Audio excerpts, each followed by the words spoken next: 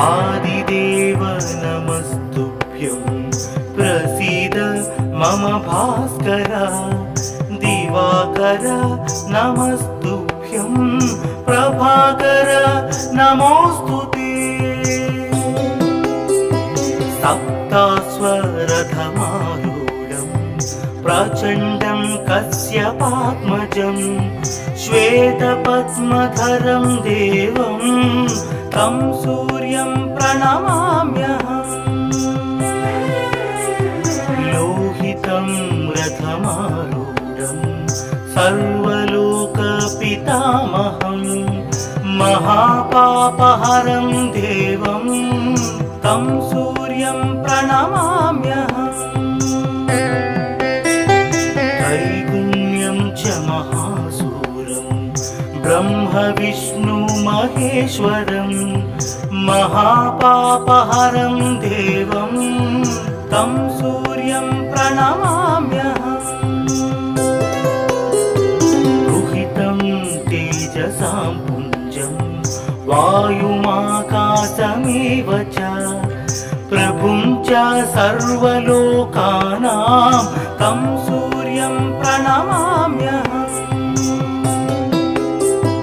बन्दूकपुष्पसङ्काशं हारकुण्डलभूषितम् एकचक्रधरं देवं तं सूर्यं प्रणमाम्यहम् विश्वेशं विश्वकर्तारं महातेजः प्रदीपनं महापापहरं देवं तं सूर्यं प्रणमाम्यहम् तं सूर्यं जगतां नाथं ज्ञानविज्ञानमोक्षदं महापापहरं देवं तं सूर्यं प्रणमाम्यहम् सूर्याष्टकं पठे नित्यं ग्रहपीडा प्रणाशनम् अपुत्रो लभते पुत्रं दरिद्रो धनवान् भवेत् अमिषं मधुपानं च यः करोति रवेर्धिने सप्तजन्म भवेद् रोगी जन्म कर्म दरिद्रता मधुमांसानि हस्त्यजेस्तुरवेर्धिने न व्याधिशोकदारिद्र्यं सूर्यलोकं स गच्छति आदिदेव नमस्तुभ्यं प्रसीद मम भास्कर दिवाकर नमस्तुभ्यं प्रभाकर नमोस्तुते सप्तास्वरथमारूढं प्रचण्डं कश्यपात्मजं श्वेतपद्मधरं देवं तं सूर्यं प्रणमाम्यहम् लोहितं रथमारूढं सर्वलोकपितामहं महापापहरं देवं तं सूर्यं प्रणमाम्यहम् त्रैगुण्यं च महासूरं ब्रह्म विष्णु महेश्वरं महापापहरं देवं तं सूर्यं प्रणमाम्यहम्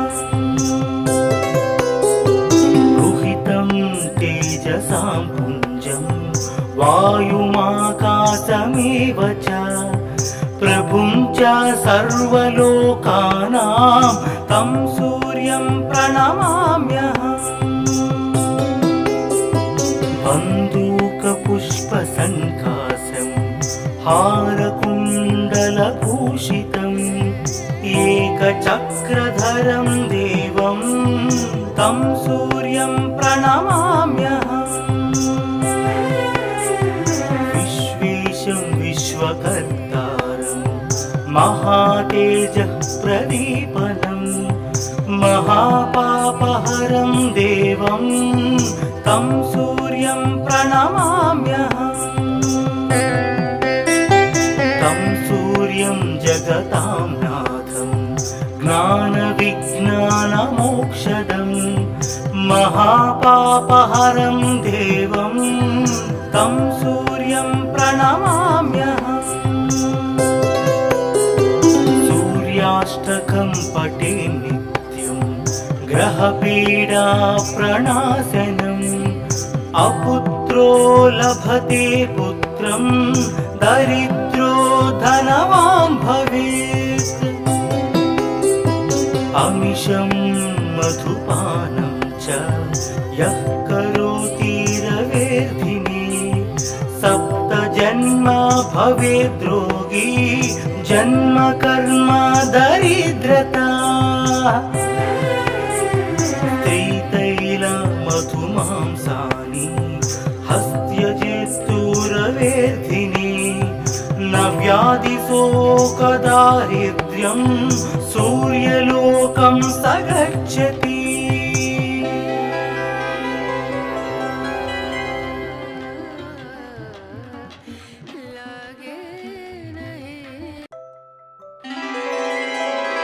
आदिदेव नमस्तुभ्यं प्रसीद मम भास्कर दिवाकर नमस्तुभ्यं प्रभाकर नमोऽस्तुते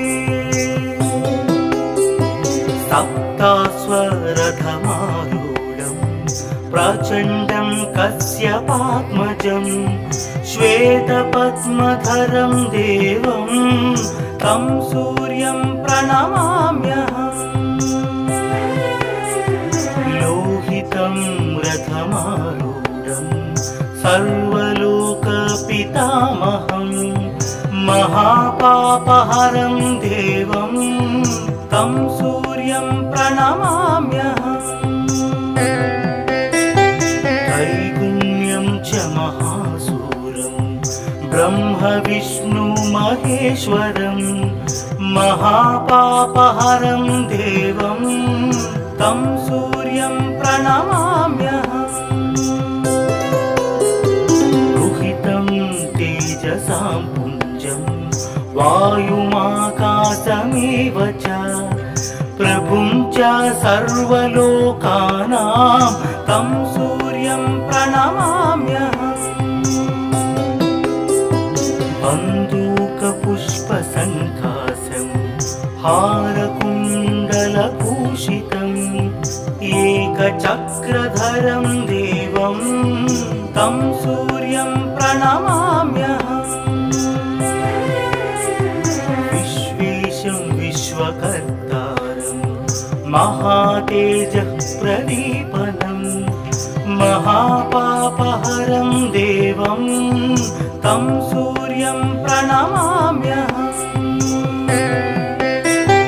तं सूर्यं जगतां नाथं ज्ञानविज्ञानमोक्षदं महापापहरं देवं तं सूर्यं प्रणमाम्यहम्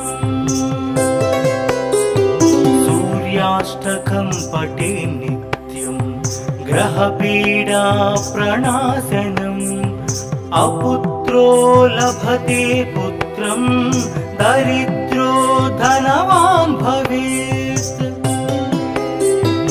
अमिषं मधुपानं च यः करोति रवेर्धिने सप्तजन्म भवेद्रोगी जन्म कर्म दरिद्रता स्त्रीतैलमधुमांसानि हस्त्यजेत्तुरवेर्धिने न व्याधिशोकदारिद्र्यं सूर्यलोकं स गच्छति आदिदेव नमस्तुभ्यं प्रसीद मम भास्कर दिवाकर नमस्तुभ्यं प्रभाकर नमोऽस्तुते सप्तास्वरथमारूढं प्रचण्डं कश्यपात्मजं श्वेतपद्मधरं देवं तं सूर्यं प्रणमाम्यहम्। लोहितं रथमारूढं सर्वलोकपितामहं महापापहरं देवं तं सूर्यं प्रणमाम्यहम्। त्रैगुण्यं च महासूरं ब्रह्म विष्णु महेश्वरं महापापहरं देवं तं सूर्यं प्रणमाम्यहम्। रुहितं तेजसां पुञ्जं वायुमाकाशमेव च प्रभुं च सर्वलोकानां तं सूर्यं प्रणमाम्यहम्। बन्दूकपुष्पसङ्कासं हारकुण्डलभूषितम् एकचक्रधरं देवं तं सूर्यं प्रणमाम्यहम्। विश्वेशं विश्वकर्तारं महातेजः प्रदीपनं महापापहरं देवं तं सूर्यं प्रणमाम्यहम्। तं सूर्यं जगतां नाथं ज्ञानविज्ञानमोक्षदं महापापहरं देवं तं सूर्यं प्रणमाम्यहम्।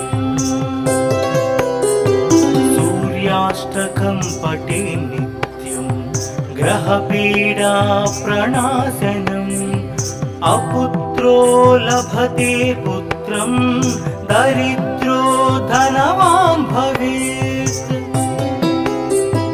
अमिषं मधुपानं च यः करोति रवेर्धिने सप्तजन्म भवेद्रोगी जन्म कर्म दरिद्रता। त्रितैलमधुमांसानि हस्त्यजेस्तुरवेर्धिने न व्याधिशोकदारिद्र्यं सूर्यलोकं स गच्छति।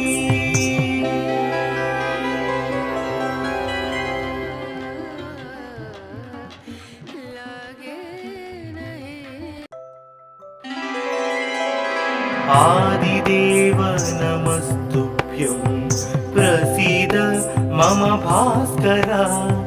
दिवाकर नमस्तुभ्यं प्रभाकर नमोऽस्तुते। सप्तास्वरथमारूढं प्रचण्डं कश्यपात्मजं श्वेतपद्मधरं देवं तं सूर्यं प्रणमाम्यहम्। लोहितं रथमारूढं सर्वलोकपितामहं महापापहरं देवं तं सूर्यं प्रणमाम्यहम्। त्रैगुण्यं च महासूरं ब्रह्म विष्णु महेश्वरं महापापहरं देवं तं सूर्यं प्रणमाम्यहम्। रुहितं तेजसां पुञ्जं वायुमाकाशमेव च प्रभुं च सर्वलोकानां तं सूर्यं प्रणमाम्यहम्। बन्दूकपुष्पसङ्कासं हारकुण्डलभूषितम् एकचक्रधरं देवं तं सूर्यं प्रणमाम्यहम्। विश्वेशं विश्वकर्तारं महातेजः प्रदीपनं महापापहरं देवं देवं तं सूर्यं प्रणमाम्यहम् तं सूर्यं जगतां नाथं ज्ञानविज्ञानमोक्षदं महापापहरं देवं तं सूर्यं प्रणमाम्यहम् सूर्याष्टकं पठे नित्यं ग्रहपीडा प्रणाशनम् अपुत्रो लभते पुत्रं दरिद्रो धनवान् भवेत् अमिषं मधुपानं च यः करोति रवेर्धिने सप्तजन्म भवेद्रोगी जन्म कर्म दरिद्रता मधुमांसानि हस्त्यजेस्तुरवेर्धिने न व्याधिशोकदारिद्र्यं सूर्यलोकं स गच्छति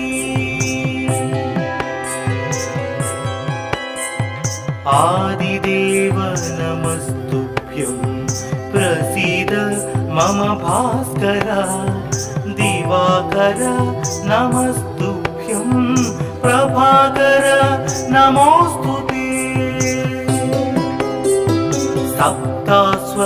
सप्तास्वरथमारूढं प्रचण्डं कश्यपात्मजं श्वेतपद्मधरं देवं तं सूर्यं प्रणमाम्यहम् लोहितं रथमारूढं सर्वलोकपितामहं महापापहरं देवं तं सूर्यं प्रणमाम्यहम् त्रैगुण्यं च महासूरं ब्रह्म विष्णु महेश्वरं महापापहरं देवं तं सूर्यं प्रणमाम्यहम् तेजसां पुञ्जं वायुमाकाशमेव च प्रभुं च सर्वलोकानां तं सूर्यं प्रणमाम्यहम् बन्दूकपुष्पसङ्काशं हारकुण्डलभूषितम् एकचक्रधरं देवं तं सूर्यं प्रणमाम्यहम् विश्वेशं विश्वकर्तारं महातेजः प्रदीपनं महापापहरं देवं तं सूर्यं प्रणमाम्यहम् तं सूर्यं जगतां नाथं ज्ञानविज्ञानमोक्षदं महापापहरं देवं तं सूर्यं प्रणमाम्यहम् सूर्याष्टकं पठे नित्यं ग्रहपीडा प्रणाशनम् अपुत्रो लभते पुत्रं दरिद्रो धनवान् भवेत् अमिषं मधुपानं च यः करोति रवेर्धिने सप्तजन्म भवेद्रोगी जन्म कर्म दरिद्रता मधुमांसानि हस्त्यजेस्तुरवेर्धिने न व्याधिशोकदारिद्र्यं सूर्यलोकं स गच्छति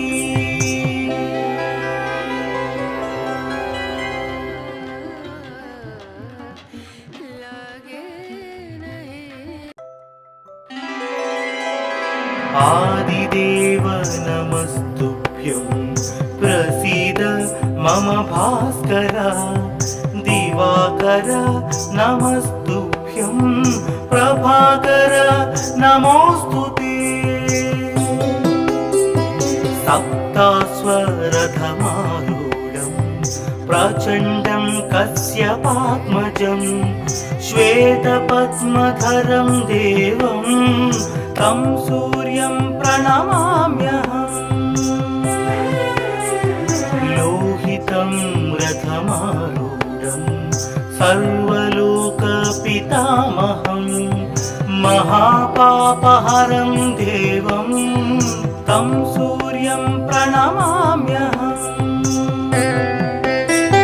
त्रैगुण्यं च महासूरं ब्रह्म विष्णु महेश्वरं महापापहरं देवं तं सूर्यं प्रणमाम्यहम्। रुहितं तेजसां पुञ्जं वायुमाकाशमेव च प्रभुं च सर्वलोकानां तं सूर्यं प्रणमाम्यहम्।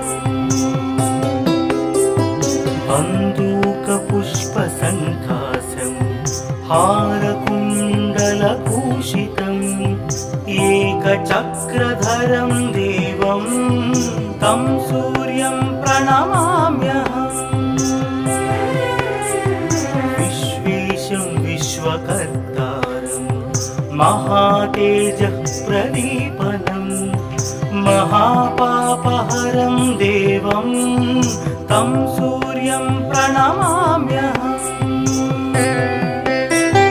तं सूर्यं जगतां नाथं ज्ञानविज्ञानमोक्षदं महापापहरं देवं तं सूर्यं प्रणमाम्यहम्। सूर्याष्टकं पठे नित्यं ग्रहपीडा प्रणाशनम् अपुत्रो लभते पुत्रं दरिद्रो धनवान् भवेत्। अमिषं मधुपानं च यः करोति रवेर्धिने सप्तजन्म भवेद्रोगी जन्म कर्म दरिद्रता। त्रितैलमधुमांसानि हस्त्यजेस्तुरवेर्धिने न व्याधिशोकदारिद्र्यं सूर्यलोकं स गच्छति। आदिदेव नमस्तुभ्यं प्रसीद मम भास्कर। दिवाकर नमस्तुभ्यं प्रभाकर नमोऽस्तुते। सप्ताश्वरथमारूढं प्रचण्डं कश्यपात्मजं श्वेतपद्मधरं देवं तं सूर्यं प्रणमाम्यहम्। लोहितं रथमारूढं सर्वलोकपितामहं महापापहरं देवं तं सूर्यं प्रणमाम्यहम्। त्रैगुण्यं च महासूरं ब्रह्म विष्णु महेश्वरं महापापहरं देवं तं सूर्यं प्रणमाम्यहम्। रुहितं तेजसां पुञ्जं वायुमाकाशमेव च प्रभुं च सर्वलोकानां तं सूर्यं प्रणमाम्यहम्।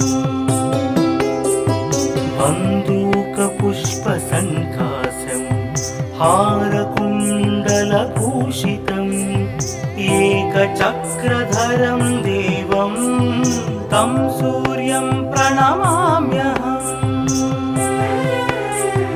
विश्वेशं विश्वकर्तारं महातेजः प्रदीपनं महापापहरं देवं तं सूर्यं प्रणमाम्यहम्। तं सूर्यं जगतां नाथं ज्ञानविज्ञानमोक्षदं महापापहरं देवं तं सूर्यं प्रणमाम्यहम् सूर्याष्टकं पठे नित्यं ग्रहपीडा प्रणाशनम् अपुत्रो लभते पुत्रं दरिद्रो धनवान् भवेत् अमिषं मधुपानं च यः करोति रवेर्धिने सप्त जन्म भवेद्रोगी जन्म कर्म दरिद्रता त्रितैल मधुमांसानि हस्त्यजेस्तुरवेर्धिने न व्याधिशोकदारिद्र्यं सूर्यलोकं स गच्छति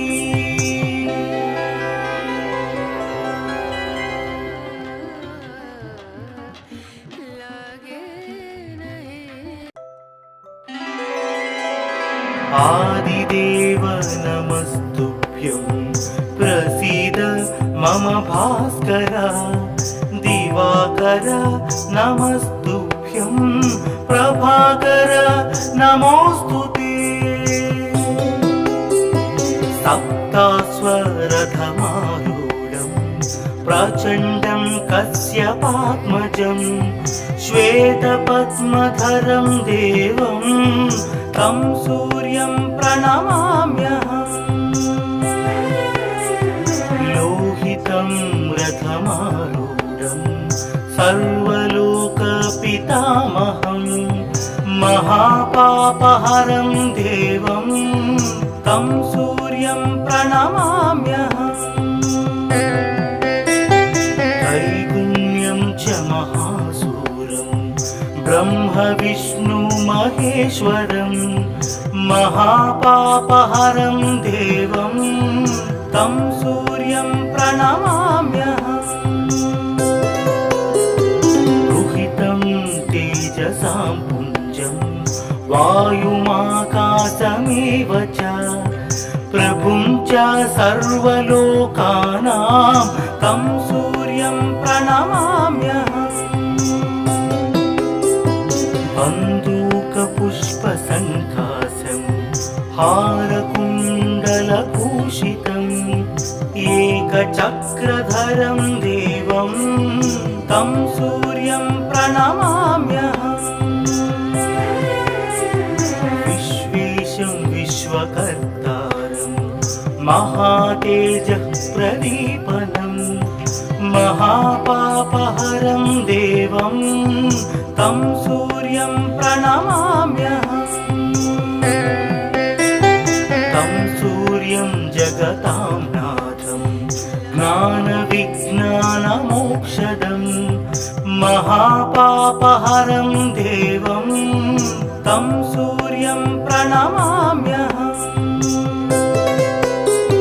सूर्याष्टकं पठे नित्यं ग्रहपीडा प्रणाशनम् अपुत्रो लभते पुत्रं दरिद्रो धनवान् भवेत् अमिषं मधुपानं च यः करोति रवेर्धिने सप्त जन्म भवेद्रोगी जन्म कर्म दरिद्रता त्रितैल मधुमांसानि हस्त्यजेस्तुरवेर्धिने न व्याधिशोकदारिद्र्यं सूर्यलोकं स गच्छति आदिदेव नमस्तुभ्यं प्रसीद मम भास्कर दिवाकर नमस्तुभ्यं प्रभाकर नमोस्तुते सप्तास्वरथमारूढं प्रचण्डं कश्यपात्मजं श्वेतपद्मधरं देवं तं सूर्यं प्रणमाम्यहम् लोहितं रथमारूढं सर्वलोकपितामहं महापापहरं देवं तं सूर्यं प्रणमाम्यहम् त्रैगुण्यं च महासूरं ब्रह्म विष्णु महेश्वरं महापापहरं देवं तं सूर्यं प्रणमाम्यहम् रुहितं तेजसां पुञ्जं वायुमाकाशमेव च प्रभुं च सर्वलोकानां तं सूर्यं प्रणमाम्यहम् बन्दूकपुष्पसङ्कासं हारकुण्डलभूषितम् एकचक्रधरं देवं तं सूर्यं प्रणमाम्यहम् विश्वेशं विश्वकर्तारं महातेजः प्रदीपनं महापापहरं देवं तं सूर्यं प्रणमाम्यहम् तं सूर्यं जगतां नाथं ज्ञानविज्ञानमोक्षदं महापापहरं देवं तं सूर्यं प्रणमाम्यहम् सूर्याष्टकं पठे नित्यं ग्रहपीडा प्रणाशनम् अपुत्रो लभते पुत्रं दरिद्रो धनवान् भवेत् अमिषं मधुपानं च यः करोति रवेर्धिने सप्तजन्म भवेद्रोगी जन्म कर्म दरिद्रता त्रितैलमधुमांसानि हस्त्यजेस्तुरवेर्धिने न व्याधिशोकदारिद्र्यं सूर्यलोकं स गच्छति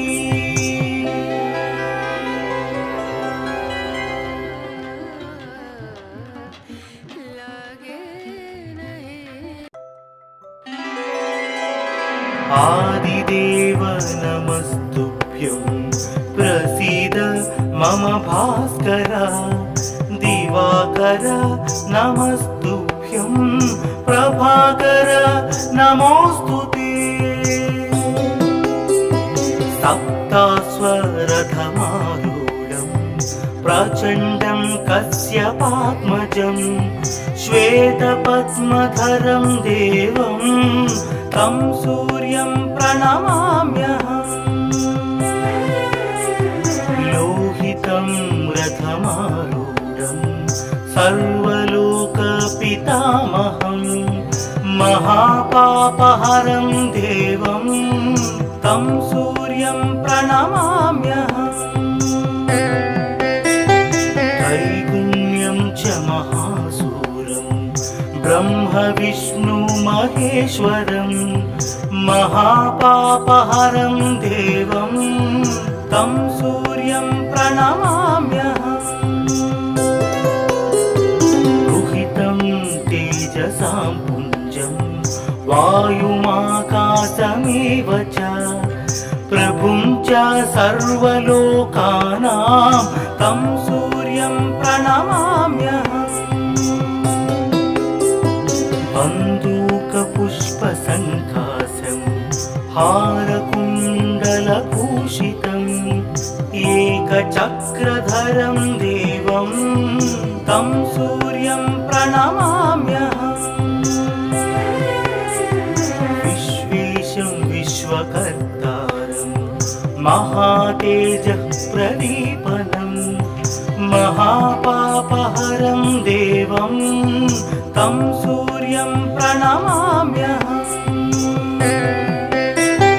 तं सूर्यं जगतां नाथं ज्ञानविज्ञानमोक्षदं महापापहरं देवं तं सूर्यं प्रणमाम्यहम्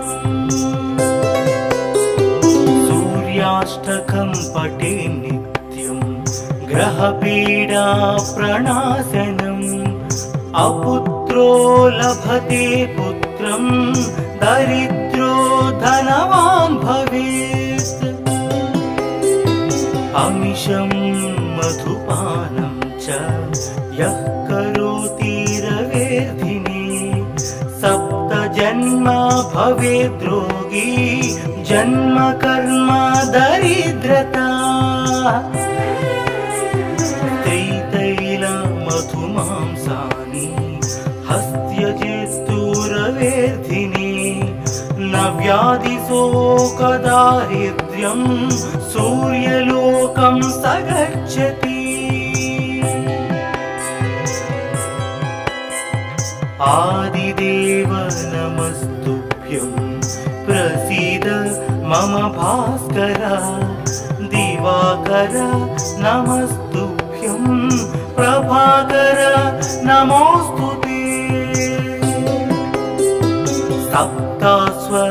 सप्तास्वरथमारूढं प्रचण्डं कश्यपात्मजं श्वेतपद्मधरं देवं तं सूर्यं प्रणमाम्यहम् लोहितं रथमारूढं सर्वलोकपितामहं महापापहरं देवं तं सूर्यं प्रणमाम्यहम् त्रैगुण्यं च महासूरं ब्रह्म विष्णु महेश्वरं महापापहरं देवं तं सूर्यं प्रणमाम्यहम् तेजसां पुञ्जं वायुमाकाशमेव च प्रभुं च सर्वलोकानां तं सूर्यं प्रणमाम्यहम् बन्दूकपुष्पसङ्काशं हारकुण्डलभूषितम् एकचक्रधरं देवं तं सूर्यं प्रणमाम्यहम् विश्वेशं विश्वकर्तारं महातेजः प्रदीपनं महापापहरं देवं तं सूर्यं प्रणमाम्यहम् तं सूर्यं जगतां नाथं ज्ञानविज्ञानमोक्षदम् महापापहरं देवं तं सूर्यं प्रणमाम्यहम्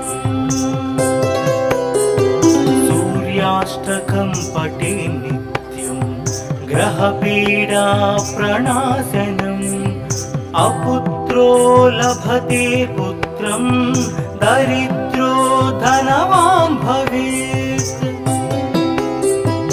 अमिषं मधुपानं च यः करोति रवेर्धिने सप्त जन्म भवेद् रोगी जन्म कर्म दरिद्रता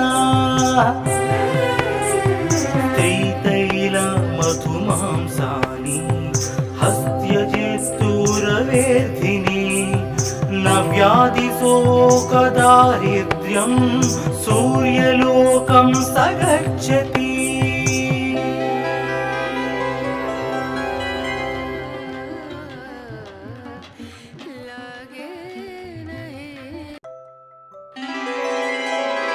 आदिदेव नमस्तुभ्यं प्रसीद मम भास्कर दिवाकर नमस्तुभ्यं प्रभाकर नमोस्तुते सप्तास्वरथमारूढं प्रचण्डं कश्यपात्मजं श्वेतपद्मधरं देवं तं सूर्यं प्रणमाम्यहम् लोहितं रथमारूढं सर्वलोकपितामहं महापापहरं देवं तं सूर्यं प्रणमाम्यहम्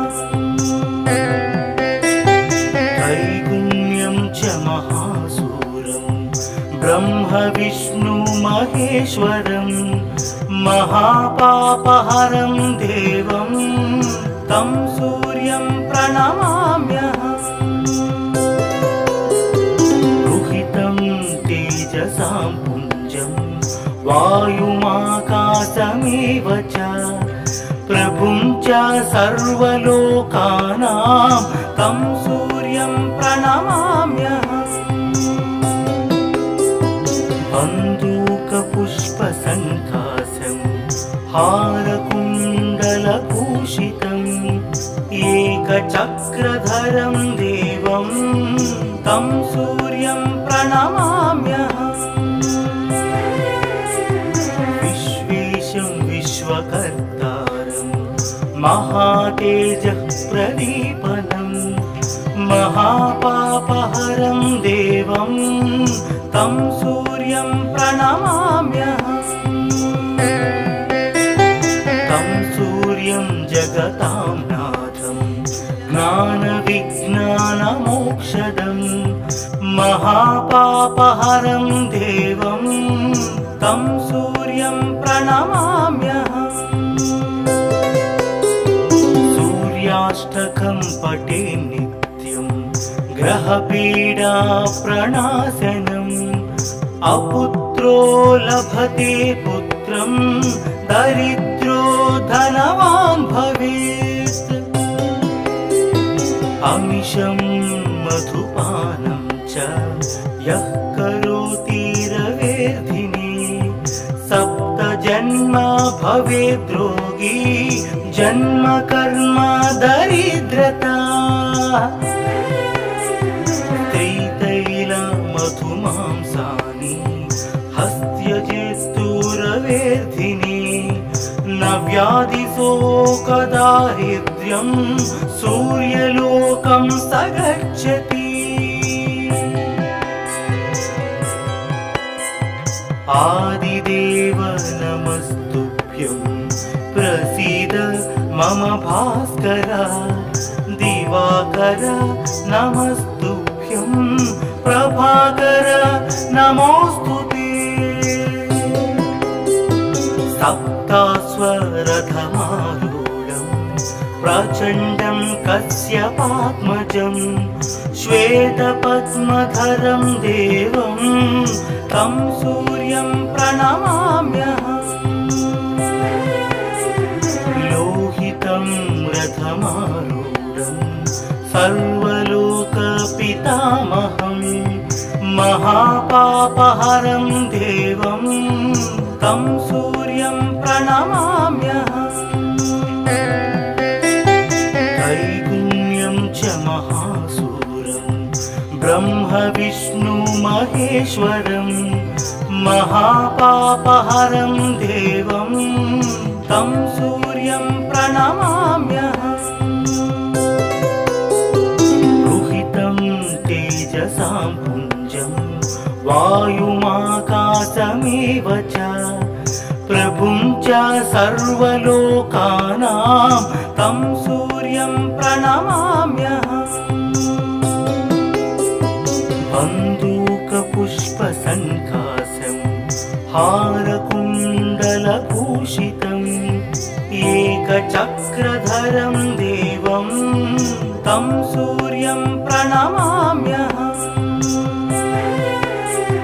विश्वेशं विश्वकर्तारं महातेजः प्रदीपनं महापापहरं देवं तं सूर्यं प्रणमाम्यहम्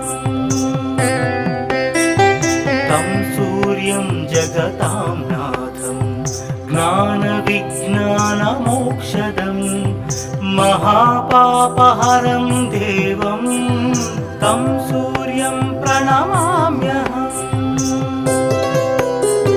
सूर्याष्टकं पठे नित्यं ग्रहपीडा प्रणाशनम् अपुत्रो लभते पुत्रं दरिद्रो धनवान् भवेत् अमिषं मधुपानं च यः करोति रवेर्धिने सप्त भवेद्रोगी जन्म कर्म दरिद्रता मधुमांसानि हस्त्यजेस्तुरवेर्धिनि न व्याधिशोकदारिद्र्यं सूर्यलोकं स गच्छति।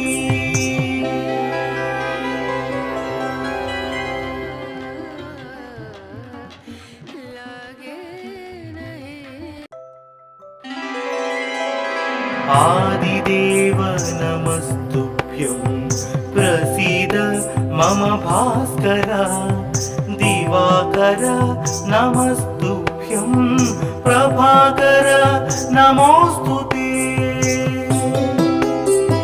सप्तास्वरथमारूढं प्रचण्डं कश्यपात्मजं श्वेतपद्मधरं देवं तं सूर्यं प्रणमाम्यहम्। लोहितं रथमारूढं सर्वलोकपितामहं महापापहरं देवं तं सूर्यं प्रणमाम्यहम्। त्रैगुण्यं च महासूरं ब्रह्म विष्णु महेश्वरं महापापहरं देवं तं सूर्यं प्रणमाम्यहम्। रुहितं तेजसां पुञ्जं वायुमाकाशमेव च प्रभुं च सर्वलोकानां तं सूर्यं प्रणमाम्यहम्। बन्दूकपुष्पसङ्कासं हारकुण्डलभूषितम् एकचक्रधरं देवं तं सूर्यं प्रणमाम्यहम्। विश्वेशं विश्वकर्तारं महातेजः प्रदीपनं महापापहरं देवं तं सूर्यं प्रणमाम्यहम्। तं सूर्यं जगतां नाथं ज्ञानविज्ञानमोक्षदं महापापहरं देवं तं सूर्यं प्रणमाम्यहम्।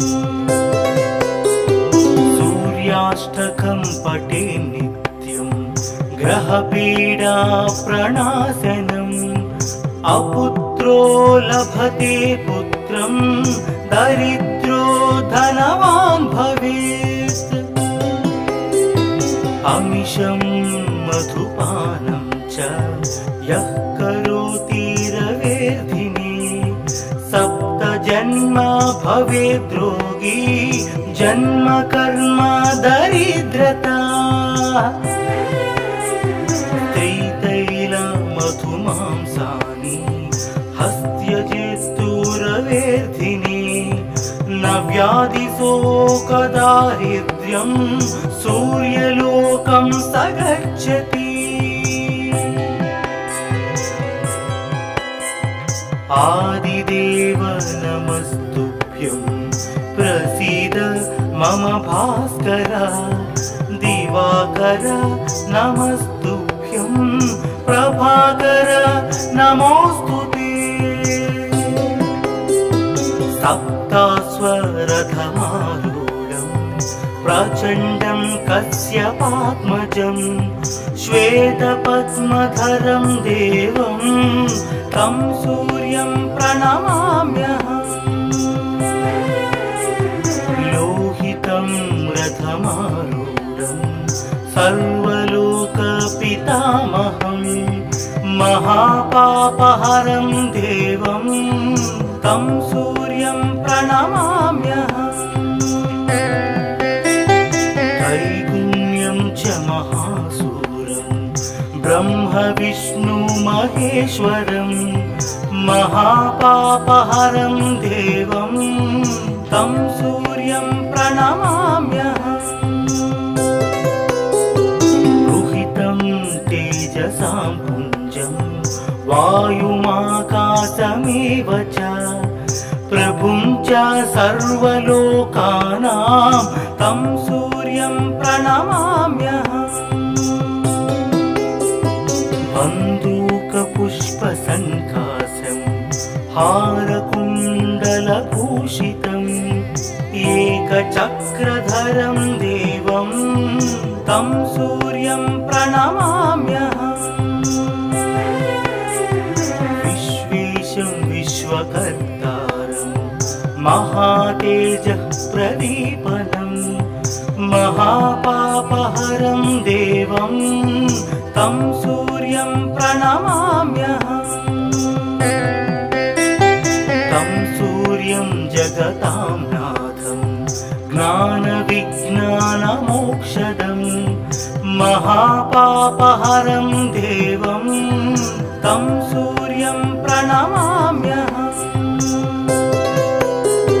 सूर्याष्टकं पठे नित्यं ग्रहपीडा प्रणाशनम् अपुत्रो लभते पुत्रं दरिद्रो धनवान् भवेत्